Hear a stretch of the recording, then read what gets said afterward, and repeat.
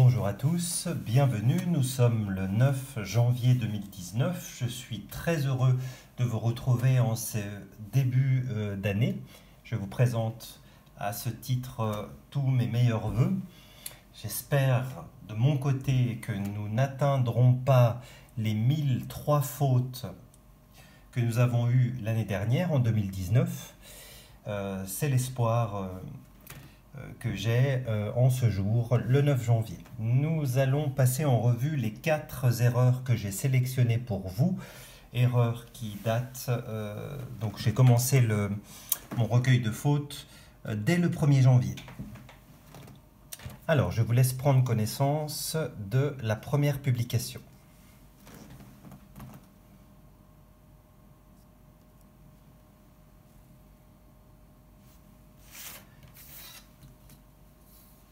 Donc pour celles et ceux qui nous suivent également sur le réseau social Facebook, vous connaissez déjà cette faute que je vous ai présentée et commentée. La faute se situe ici, précisément ici. L'élision n'est pas possible ici, puisque nous sommes en présence d'un mot qui commence par un H dit aspiré. Et la règle est très stricte, une fois de plus, les règles orthographiques sont là pour être respectées et elles sont on ne peut plus claires. Lorsque vous avez un H de type aspiré, la liaison et l'élision sont interdites. Voilà, c'est très très clair, on peut le faire, on doit élider et faire la liaison devant un mot qui commence par un H muet. Exemple, l'homme, les hommes. Mais ici, harcèlement est un H, le H de harcèlement, est un H aspiré, ce n'est pas possible. C'est d'ailleurs le cas du mot handicapé, puisque la faute est couramment commise à l'oral, y compris par des ministres. Voilà. Donc, on dit bien le handicapé, et non pas l'handicapé, et les handicapés, et non pas les handicapés. Attention à ces deux types de H. Voici la publication suivante.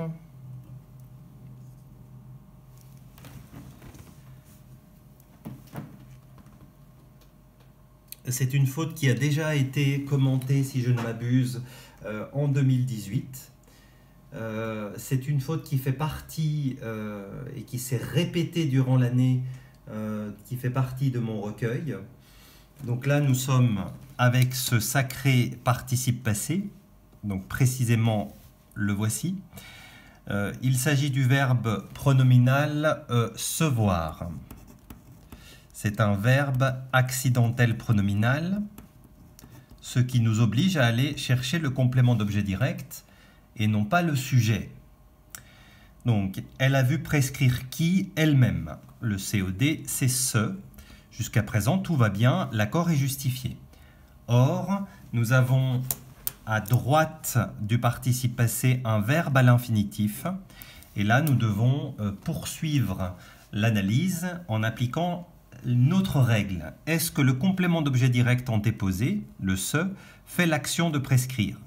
En d'autres termes, est-ce que c'est l'agente de police, qui prescrit? Non, la réponse est non, évidemment, c'est le médecin qui prescrit les jours d'ITT. Le COD antéposé ne faisant pas l'action exprimée par l'infinitif, l'accord doit être annulé.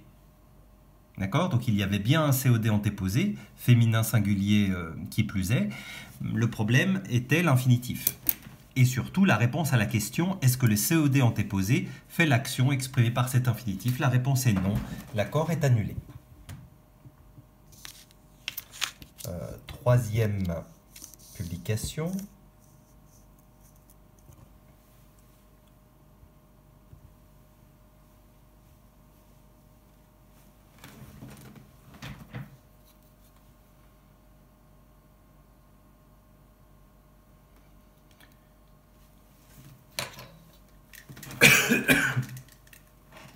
Alors inutile d'aller très loin dans la lecture puisque la faute se situe assez vite à la première ligne.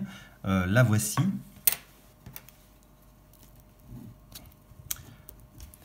Donc, Roman, c'est le nom des habitants de la Romandie. Il fallait donc écrire Roman avec une majuscule.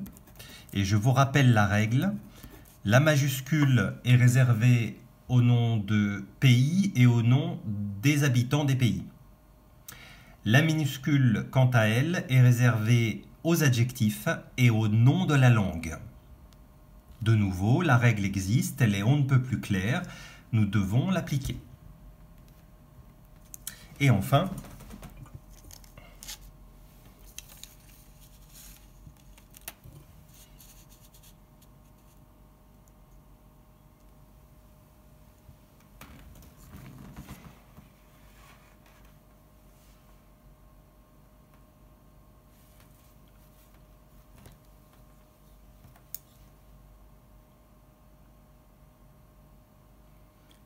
alors, mon indice, c'est concordance des temps. Je ne sais pas si vous l'avez trouvé. Dans le discours indirect, et ça, c'était une des fautes les plus flagrantes en 2018. Dans le cas d'un discours indirect, il faut veiller à bien respecter la concordance des temps. Je m'explique. Ici, vous avez à affirmer. Donc, il s'agit d'un passé composé. Un indice pour nous que le contexte est passé. D'accord? Et nous avons sera réunifié, qui est un futur simple, passif, mais futur simple, qui n'appartient pas au système du passé. Ces deux temps ne sont donc pas compatibles et le journaliste ou le community manager aurait dû écrire serait, qui est en fait le futur dans le passé, ou conditionnel, mais c'est la seule postériorité dans le futur. Donc on ne peut pas utiliser dans la même phrase au discours rapporté le passé composé et le futur simple. Ce n'est pas possible. Là, il faut être très clair avec la concordance des temps, très prudent également, mais cette concordance des temps existe, il faut la respecter. Voilà. Je vous remercie pour votre attention. On va maintenant noter le compteur des fautes à ce jour, le 9 janvier, 19h21. Et nous avons au total 20 fautes déjà. Je vous donne rendez-vous la semaine prochaine pour une nouvelle sélection de fautes.